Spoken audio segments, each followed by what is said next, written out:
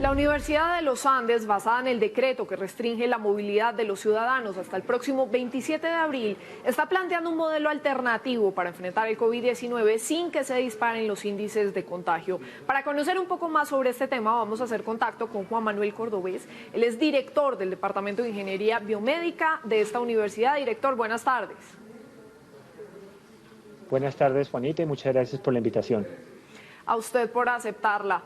Le comienzo preguntando, director, en esta investigación ustedes plantearon diferentes escenarios y entre las conclusiones está levantar la cuarentena obligatoria hasta mayo e implementarla nuevamente en junio. ¿Esto por qué sería eficiente? Sí, efectivamente este es uno de los escenarios que nosotros investigamos con el modelo matemático y lo que sucede es que digamos, para contestar esa pregunta de la forma más responsable posible, yo tendría que arrancar diciendo que es importante reconocer que la cuarentena que hemos hecho es muy valiosa y nos ha comprado un tiempo que es definitivamente importante para preparar el sistema de salud. La razón por la cual nosotros pensamos que puede ser, digamos, efectivo digamos, una liberación de las restricciones en el mes de mayo para volverlas a restaurar en junio. Y por liberaciones nos referimos a, digamos, una reactivación de la economía parcial, obviamente observando un distanciamiento social, porque si lo que nosotros hacemos es levantar y seguir la vida corriente, pues obviamente lo que vamos a hacer es disparar el número de casos más rápidamente de lo que queremos. La razón por la cual es eficiente levantar y volver a imponer la restricción es que en lugar de manejar este sistema en un solo bloque de cuarentena larga y extendida, si nosotros pasamos a un mecanismo, digamos, de olas, lo que nosotros hemos observado con el modelo es que esto no solamente retrasa el número, digamos, máximo de personas infectadas en el tiempo, sino que además lo reduce un poquito, lo cual necesariamente se va a traducir en una demanda menor en el número de camas en unidades de cuidados intensivos. Esa propuesta que ustedes hacen podría basarse, digamos, en el hecho de que en el momento en que se nos libere, como lo hemos mencionado, digamos, hasta este próximo 27 de abril, en ese momento el número de contagios podría aumentar si todos volvemos a las calles. Sí, definitivamente en el momento en que se levante la restricción y la gente regrese a la calle, obviamente el número de contactos aumenta y como hay muchísimas personas que hemos observado, digamos, la restricción y no hemos estado expuestos al virus, salimos en estado de susceptibles. En el momento en que estemos expuestos al virus vamos a tener que, digamos, pasar por los estadios inmunológicos, en el cual debo reconocer que hay muchísimas personas que son asintomáticas y esto es lo que hace tal vez un poquito más difícil de modelar y entender la dinámica de la infección en estos momentos. Pero definitivamente sí sucedería algo como eso. Claro, hay otro detalle que me parece importante de esta investigación y es el hecho de que la cuarentena tal cual como está planteada hasta este momento va hasta el próximo 27 de abril, pero el cierre de colegios y de universidades, y es un poco más extenso, va hasta el 31 de mayo. Pero esa medida de los colegios y de las universidades solamente no es suficiente para aplacar la curva de contagios. Es decir, esa medida de los colegios y universidades siempre debería estar acompañada de la restricción de la movilidad de los adultos. Sí, Juanita, ese es un punto que es bastante contraintuitivo y es algo que pues es un hallazgo bien interesante del modelo que nosotros estamos haciendo y nosotros revisamos esos resultados varias veces. El supuesto detrás de, digamos, cerrar colegios y universidades es que en estos lugares las tasas de contagio son mucho mayores porque las personas están confinadas, digamos, en espacios bien restringidos. Sin embargo, lo que nosotros observamos, y realmente es un tema de números, es que es más eficiente restringir a los adultos que restringir los colegios y las universidades. Eso no quiere decir que no ayude a cerrar colegios y universidades, pero nosotros encontramos que si uno quisiera escoger o lo uno o lo otro, sería más eficiente escoger restringir la movilidad de los adultos porque la población de adultos que trabajan puede ser 2 o 3 veces más grande que la población de niños y jóvenes que van a colegios y universidades. Por eso resulta más eficiente. Eso es importantísimo, eso que usted nos está mencionando, director. La otra propuesta que ustedes han, digamos, desarrollado en esta investigación es tener cuarentena por 2 semanas y luego levantarla y seguir ese ciclo en el tiempo. Sí, esa también es una alternativa que nosotros miramos.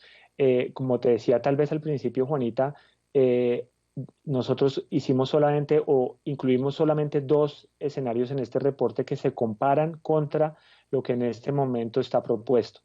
Esta que tú mencionas de 2 semanas cerrado, 2 semanas abiertos y así sucesivamente hasta el mes de junio, es una que se nos ocurrió y la pusimos en el reporte porque es la que hasta el momento hemos encontrado que es más eficiente en desplazar la curva y en reducir el número de personas, digamos, necesitando camas en unidades de cuidados intensivos.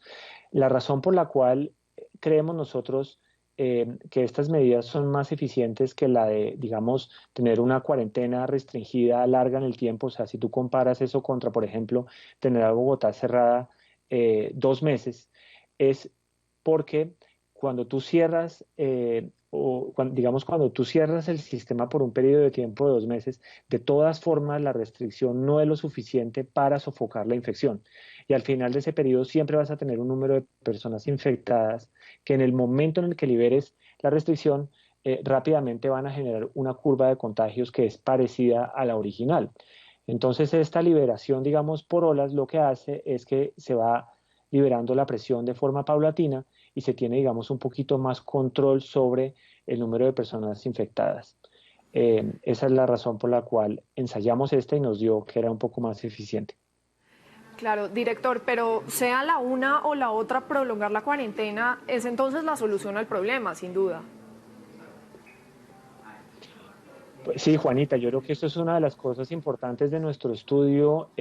Yo, digamos, un poco escuchando los medios y también conversando con personas de la familia, había notado que la mayoría de los colombianos tal vez teníamos la ilusión de que nos habíamos guardado en las casas por un mes largo y que ya estábamos viendo la luz al otro lado del túnel y que íbamos a poder salir y restaurar, rehacer nuestras vidas, pero pues desafortunadamente tenemos que ser conscientes que la cuarentena nos ha ayudado es a comprar un tiempo valioso, pero la verdad es que en el momento en que la liberemos, en ese momento necesariamente tienen que empezar a surgir nuevas personas infectadas a una tasa que es mayor a la que hemos observado durante el periodo de la cuarentena. Entonces tenemos que ser conscientes que realmente esto es una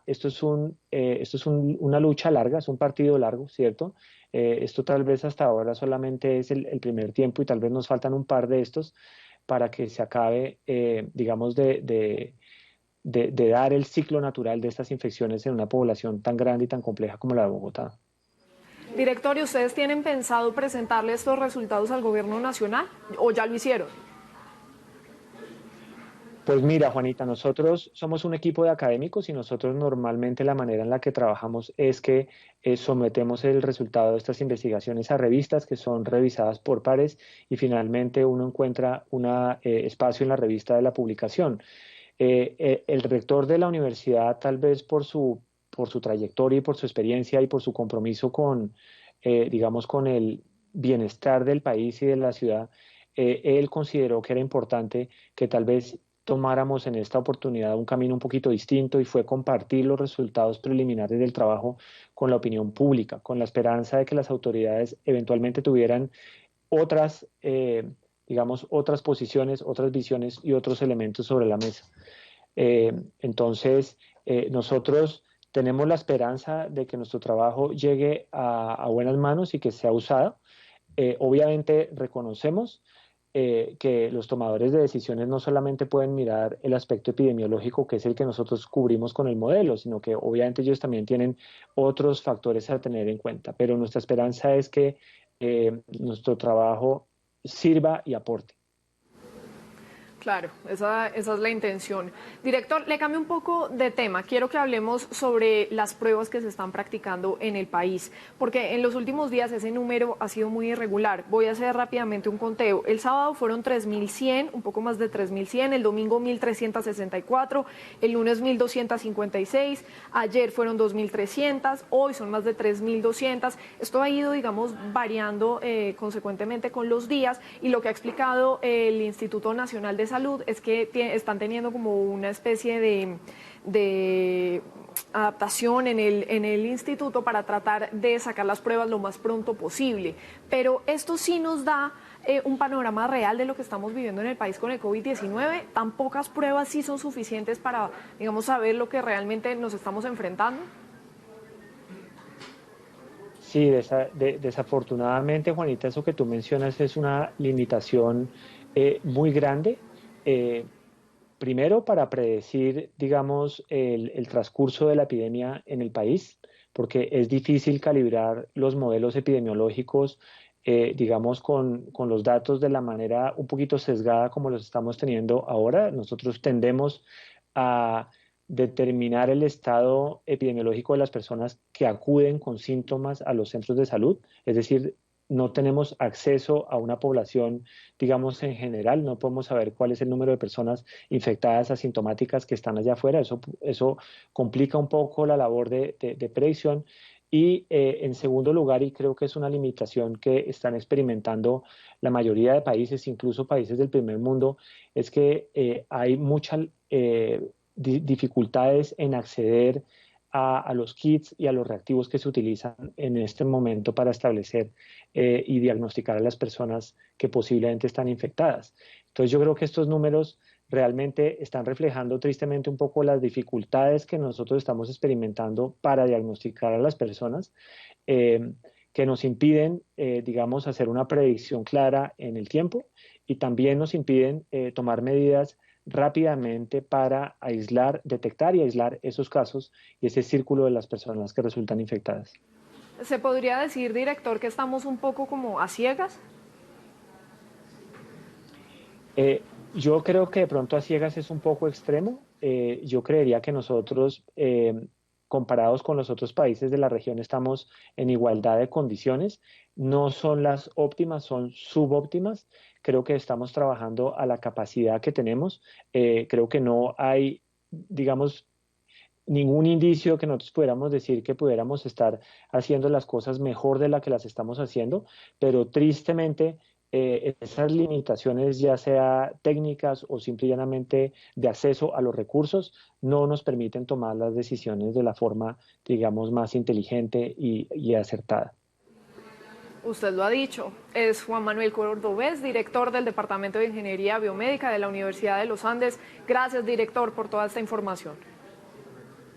Anita, muchas gracias por la invitación. Una feliz tarde.